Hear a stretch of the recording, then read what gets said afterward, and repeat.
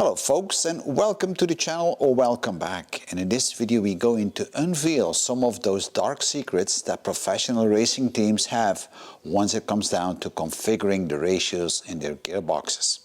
Now in this video we are not going to do a lot of practical work. This is more about theory on the why and how. And then in the next video we will actually do all the work on one of my race cars, more specific on the RF85, where we're going to prepare it for the next race on a different track than last time. So we are going to address several topics in this video, and some of them will be very well known to you and others might be new to you. So skip to wherever you want to skip. And I'm not trying to teach you anything really, I'm just trying to share information. So the first thing we're going to do is to talk about what is a gearbox and what's the purpose of a gearbox. Then we'll have a look at the difference between a race gearbox and a daily driver gearbox. We will then talk about ratios and explain why ratios are important. We will then also look at a specific racetrack, why ratios differ from racetrack to racetrack. We'll have a look on a race gearbox, on the main components that are inside. And again, I'm going to be using a Hulen MK8 gearbox, but it doesn't really matter because most of these gearboxes are very similar. Often we call those gearboxes dog boxes. And don't worry about it, we'll talk about all this. And then I'm going to give you a practical example on how you can do all the calculations for your specific car. And of course, we need to talk a little bit about the power band as well of your engine, on how all that relates to your gearing in the gearbox. So why do we need a gearbox in the first place? Our engine has a fixed amount of power in a certain RPM band. And that power needs to be applied to your rear wheels to move the car forward. Now, if we were to have the engine directly connected to the rear wheels, so a 1-to-1 ratio, you wouldn't be able to take off with the car. The load on that engine would be way too much to overcome the inertia of the car itself, and the engine wouldn't be able to move those rear wheels around and push that car forward. It would actually stall. And I'm sure you all tried with your daily driver to put it in third or fourth gear, or even fifth gear for that matter. And of course I'm referring to a manual gearbox, and trying to take off. You know what happens. If you try to take off in a high gear, the engine just stalls and that's it. You can't get going. You have to take off in first gear, and then you're going to rev up to X amount of RPMs. And if you really want to push it all the way, you're pushing it to the maximum RPMs on your engine, and then you have a certain speed, maybe 10-15 clicks an hour in your first gear, and then you need to shift to the next gear up, and then your RPMs are dropping and you're picking up speed again, and you increase RPMs again, and then you shift up again. So your speed really is limited by the amount of RPMs. So what we've seen so far now is that we've got both RPMs on the engine and power, and we got, of course, power needed on the rear wheels, but we also need RPMs on the rear wheels to achieve a certain speed. And that's the whole purpose of the gearbox. The gearbox is going to divide or multiply, whatever, the RPMs and the power. So it is really a converter. So if your engine is running, I'm just saying something now, 10,000 RPMs, then the gearbox in first gear will reduce those 10,000 RPMs to probably about, I don't know, 5,000 RPMs. But if you reduce the RPMs on the output of a gearbox, then you actually multiply the power. So this is the beauty about the gearbox. So you have an input and you have an output. Input is always the power and RPMs from the engine, and the output is always X amount of RPMs that are either multiplied or reduced, and also power that is reduced or multiplied, which is then driving the rear wheels. Now, in general, you never multiply, or very seldom, unless you go in an overdrive, the RPMs of your engine towards the rear wheels. In general, you just reduce it. Now, I have not talked about the differential, because the differential also have a reduction factor, but that's a different debate. So in short, a gearbox is there to allow you to shift up through the gears to reach a high speed by gradually reducing the power towards the rear wheels but increasing the RPMs. So it is basically a big reduction box. That's all what it is, where you as a driver can select the gears. So let us have a look at a small animation that I made where I explain the effect of the ratio on horsepower and RPM. So bear with me for a few minutes. So we have on the screen 3 different gears with different ratios, a 10-10 on the top, a 20-10 on the left, and a 10-20 on the right. We're going to inject some RPMs and power on the blue input cogwheels, and then we'll see what the output will be on the orange cogwheel. And the orange and blue cogwheel, they are actually making up a gear in our race car. So let's start with the first ratio, a 10-10 or a 1-to-1 ratio. We're going to turn up the RPM to about 1,000 RPMs input with 50 horsepower. And on the output, we'll notice that we have exactly the same RPM coming out and the same amount of power. Well, there's a little bit of loss, but not a lot. If we do the same thing again for a 20-10 ratio, which is a 2-to-1 ratio, shooting in 1,000 RPMs, 50 horsepower, you'll see that the RPM out is 2,000 RPMs and 25 horsepower. So the horsepower is halved. And then finally, if we do this for a 10-20, with the same input, 1,000 RPM, 50 horsepower, you'll see that your RPMs on the output are reduced to 500, but the horsepower is doubled. So on the race car, the gearbox has exactly the same function. The only difference is that we are going to drive the race car in its power band. Now the power band is a region within the total amount of RPMs of your engine where the engine develops the maximum amount of power. And typically in a Formula Ford race car, you would find that this starts around 4,500 RPMs to about 6,500. Of course, this can vary from car to car, but let's assume that's the power band. This is where the engine develops most of its power. And on a race car, you're trying to always raise the car in that RPM range, the power band as we call it, because that's where you have all the power, because at the end of the day, on the racetrack, you need to accelerate very fast and you need to be able to get high speed as well. Of course, high speed depending on the track. This is the result of the dyno of my RF85, and you can see that I have my maximum power on the engine between 4,500 RPM and 6,500 RPM. This is what we call the power band and represented in the red rectangle. So on the track, I want to make sure that I can keep my RPMs within that range. And I will have to do that by adjusting the ratios of the different gears inside the gearbox. And that, of course, depends from track to track. Now, we have different types of tracks, and I'll come back to this one later. But the point is that we drive slightly different in a race car than on a daily driver. Right? We're always driving in this power band. So keep that in mind, because this is going to become important to understand why we're doing certain ratios on the gears inside the gearbox. But don't worry about it, we'll come back to this. So, a traditional gearbox on a daily driver has a lot of gears inside, and we have synchro meshes, so that allows us very smooth shifting back and forth. That gearbox is typically fitted between the engine, the bell housing, the gearbox, and the differential. And it's very hard to get to that gearbox. I mean, you really need to take out that gearbox and change the gears if you wanted to. Now on the race car, things are slightly different. You have your engine, you have your bell housing, you have your differential, and then you have your gearbox all the way at the end. Now I'm talking about Formula race cars. And because that gearbox is all the way at the end, you can actually remove the covers and remove the gearbox without taking anything out of the car. And you can swap out the gears in about 20 to 30 minutes if you're a bit experienced. And that's what racing teams do. Depending on the track, they're going to swap out those gears. Now, those gearboxes are not common gearboxes. They're a bit special. But let me show you just one of those gearboxes, first of all. The one I'm going to show you is a Hulen MK8. Here you see a typical example on how race car gearboxes are fitted. Now, this is a Formula Ford from 1978, of course, with a Kent 1.6-liter engine in it. So engine first, we have the bell housing, we got the differential, and then we got the gearbox. This is the back of another race car that I still have to prepare, but you can see that we have a very similar gearbox in the back, and all of these race cars in Formula Ford all have something very similar to this. So back to the MK8 gearbox, this part you can actually take off, and then you can undo the other parts, and then you can slide off this whole part and actually change the gears.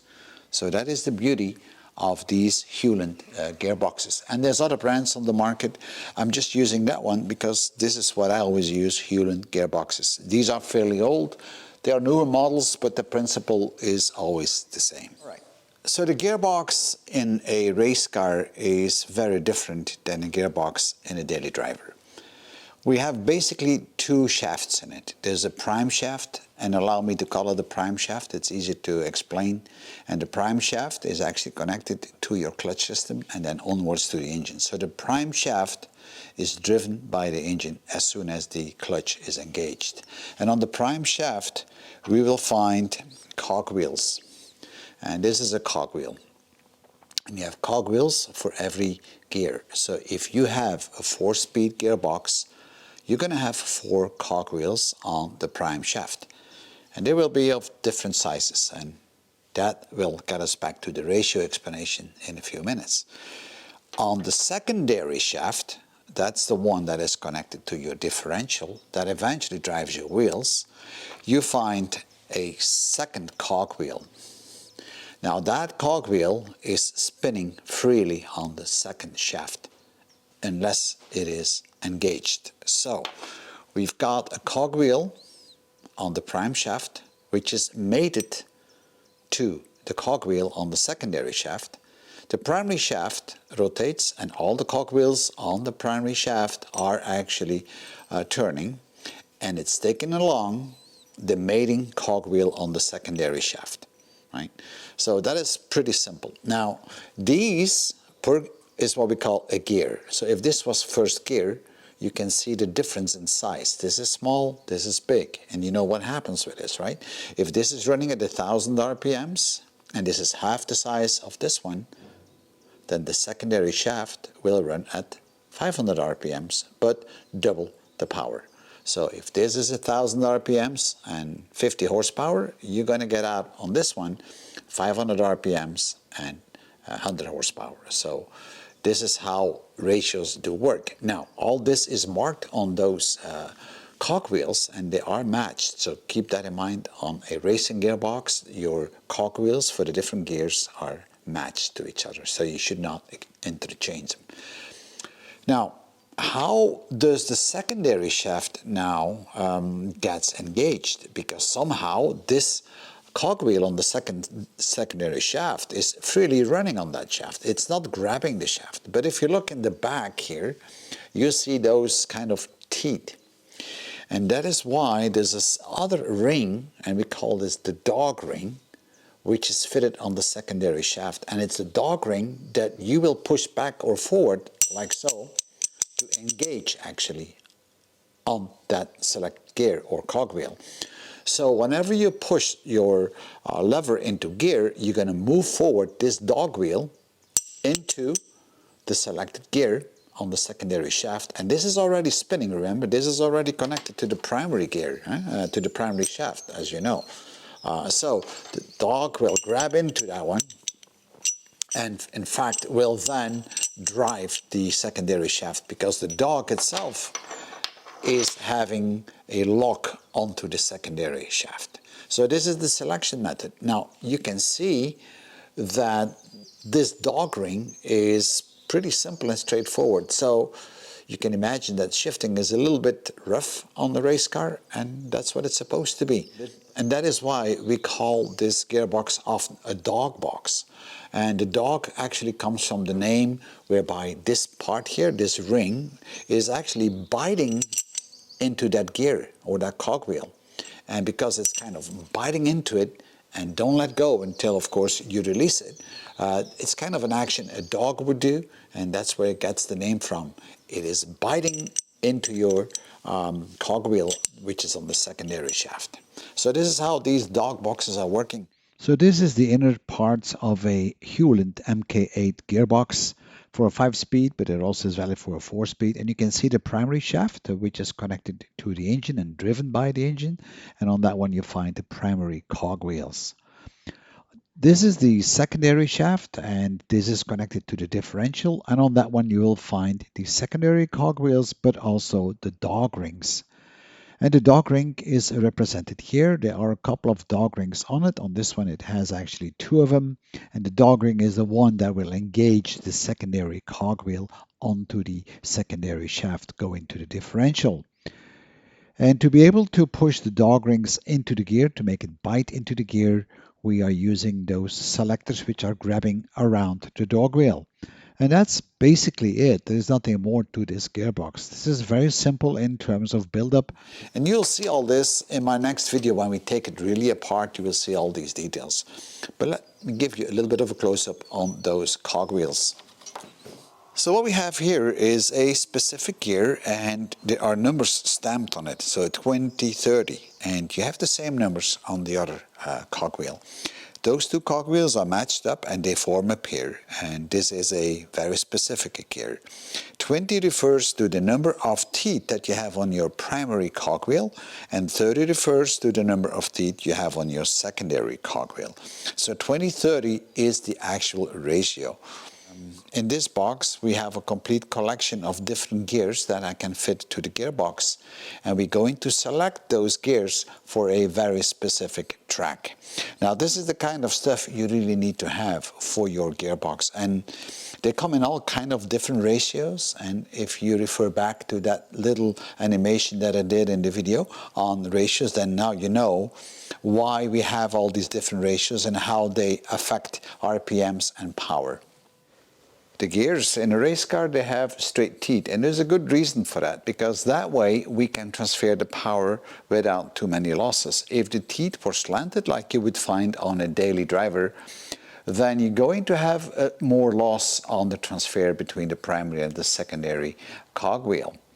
And the reason for that is that they are pushing each other away if the teeth are slanted. But in a race car, that is not the case. So we have minimum power loss, and those straight teeth are very strong.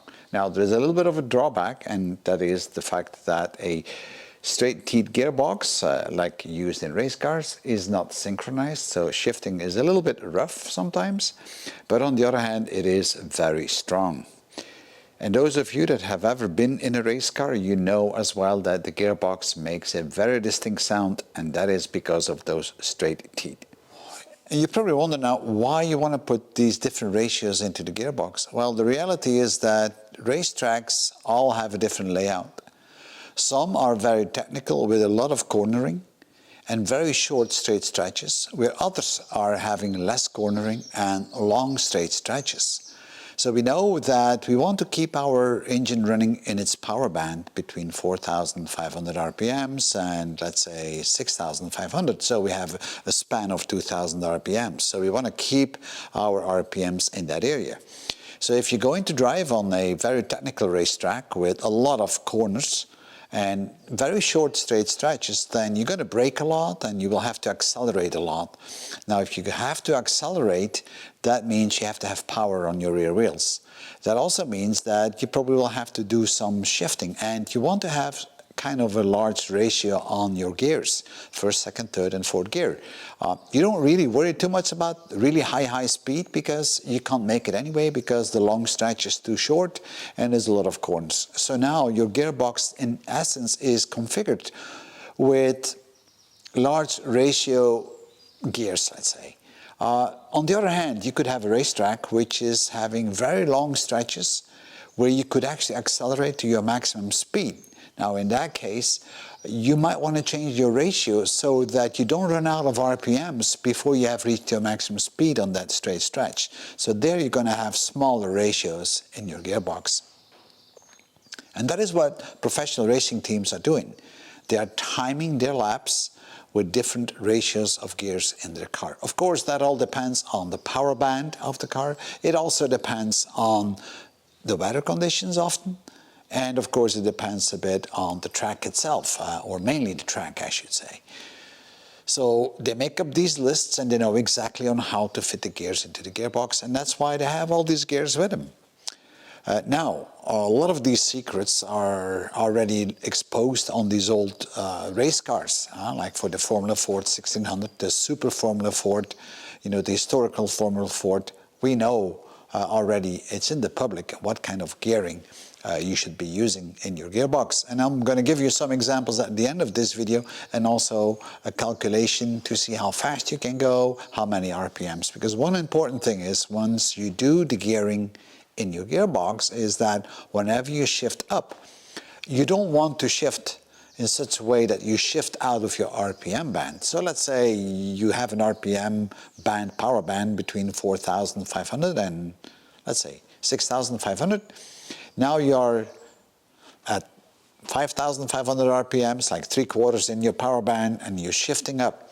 If your RPM drop is going to be more than 1,500 RPMs, you're going to end up in an RPM range which is before your power band, so now your acceleration will be a problem. So you always got to watch out that your RPM drop, whenever you shift up, is within your RPM range. And in fact, shifting down, it's just the reverse. You want to make sure that when you shift down, that your RPM range is not shooting over your maximum RPM that you have on your car. So these are the things you need to consider, and you can actually calculate this, and I'll show you that in a little spreadsheet that I made. So it's not very complicated, but these are the things you need to keep in mind. And there's one more factor to consider. If you're making the ratio between your first and your second gear small, so in other words, you have a minimum RPM drop, you're going to start shifting a hell of a lot. And shifting takes time, and actually you don't want to shift too much. You just want to shift enough, not too much. So these are all things you need to calculate and consider before you configure your gearbox. So now let's look on a practical example where I'm going to fit the gears for a racetrack called Zolder, because this is what I'm going to use on a Super Formula Ford, and I'm going to use a well-known table of the different gear selections that I need, and we will calculate my maximum speed and the maximum power I can get out of this. In about 3 weeks from now, I'm going to a racetrack in Belgium called Zolder, and I'm going to race my RF85.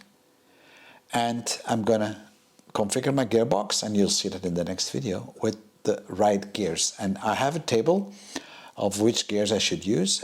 This is a well-known table, and I'm going to put it in a spreadsheet, and you will actually see what I get out of it in terms of speed and power, based on the power band on my race car. And you can do the same for yours.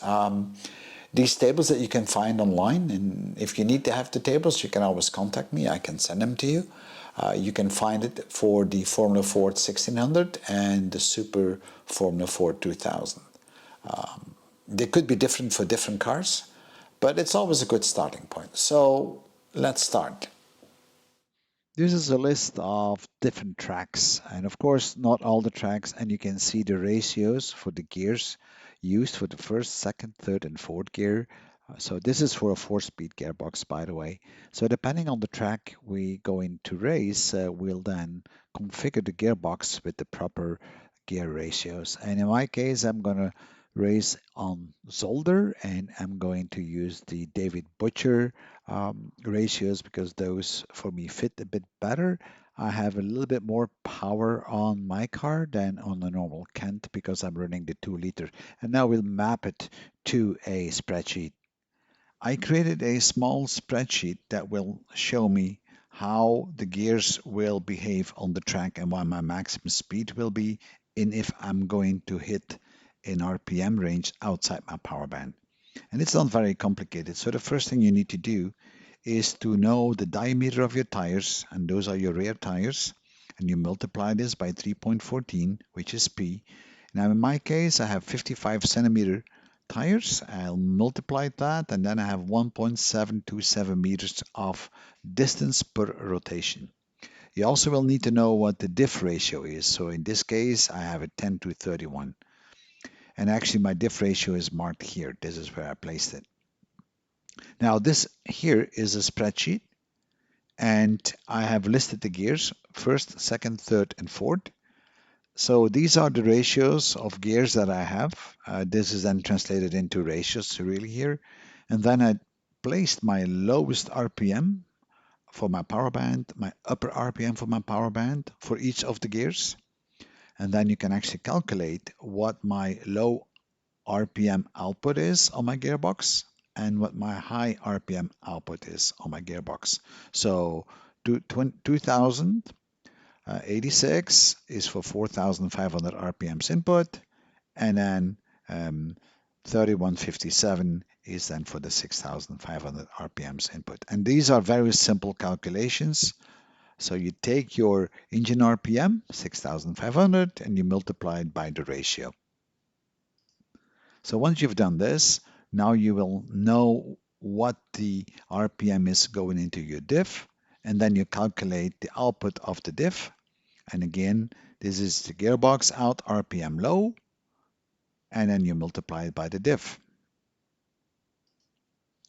And that gives you the following results for each gear, and you also do it for the low and the high RPM. So this is a very simple calculation. Now from this, you can then calculate the speed. So what is the speed going to be? Well, the speed is a very simple calculation as well. The diff out low RPM, and you multiply this one by the distance of one rotation, and then you divide it by 1,000 because I want to have it in kilometers, and you multiply it by 60 because it is in kilometers per hour, right? Okay, so with that, you get a pretty good idea of what is going to happen with the different ratios within your power band. So you can make your own table for your own car. I made an extra column in the back, which I am getting a warning how low I'm dropping in terms of RPM. And you can see that if I shift between the first gear and the second gear at my highest RPM, I'm dropping with 2,640 RPMs, which is quite a bit. So I'm going to hit the 3,859 RPM range. So that's a little bit below my power band. I might want to adjust this a bit by adjusting the ratio,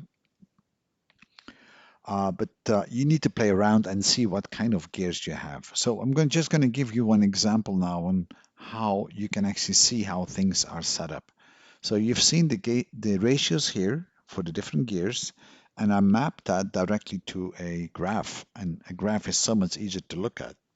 On the bottom, I've got the power band, 4,500 to 6,500, and then I have my speed. And then the speed is marked between the low end and the high end. So you can see my fourth gear, which is actually marked here with a 25-27 ratio, I'm going to hit 201 clicks an hour if I'm running at 6,500 RPMs. Now on my car, that is going to be possible because I got 140 horsepower on mine. Now on a Formula Ford 1.6, that might not work. That you might not just have that power on that high range. Anyhow, but you can see that I have always a little bit of an overlap, and that is good. So I really have no black holes, as I always call it. But if I was to change the ratio, and let's see, if I wanted to change my 25-27 to another gear, and I actually do have a 26-25 available, which is pretty big. Let's see what happens. Now you see my speed goes high up, and I'm getting like a maximum speed of 226 clicks an hour. Now I don't think my engine is able to deal with this because I probably don't have enough horsepower for that. So it's probably better to put it back to a 25-27 because that track in Zoller 200 clicks an hour, it's probably more than enough on that straight stretch. And this is how you can play around with it. So if I was to change my first gear, just as an example, and I would go, let's say, to a, which one should I take? Maybe I can take a 90. I got this one. I just need to check what gears I have available on my list here. Yeah, I might take a 1632, which I have available. All right, so let's see what happens. And you see how that line goes up here. That's probably a little bit too much anyway. So you can play with this depending on what your available gears are, or you might want to buy some. And making sure that you always have a little bit of an overlap. That's important, because if you don't have that overlap, then you could have an issue. This is how you can work very easily with a spreadsheet and mapping it all out. If you don't want to do this, you probably can get these charts downloaded as well, I guess, from Hewland. I don't know if they're still there. Maybe they are, maybe not. So folks, we've come to the end of this video, and I hope that you enjoyed it as much as I did. Now in the next video we go in actually to swap out the gears on the RF85, and that's going to be all more practical work, but sometimes you have to step through the theory first before you do the practical work. Now if you have any comments, please feel free to comment and correct me where you think or where I might have been wrong. So thank you for viewing. Bye bye.